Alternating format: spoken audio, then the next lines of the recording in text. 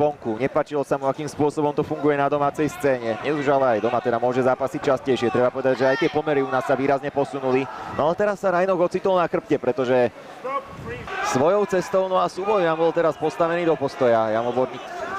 A zmena. Teraz je to Rajnok v tej vrchnej pozícii. A má 2 minúty na to, aby mohol pracovať. No a teraz tam... No, sahal tam po krku, ale nedosáhol. Na okamih sa to zdalo, a naopak, pozor. Ale Rajnok sa z toho dokáže dostať. Áno. Neviem, či zle nestúpil, alebo nejaký kop, ale s tou nohou to nebolo pre neho príjemné. Máme tady takedown a úspěšný takedown. Víťa dostává. Daviť.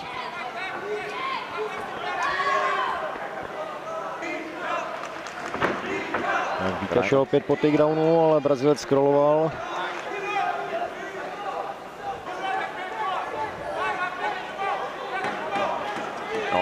Tam si musí dať Rajnok pozor. No, má tam zakleknutou ruku Lopéze, takže ten se může chránit jenom jednou rukou. Máme za sebou porciu skvelých súbojov. No a ukončil to stret medzi Víteslavom Rajnokom a Luisom Felipe Oliverom Lopézom. Červeným Vítězslav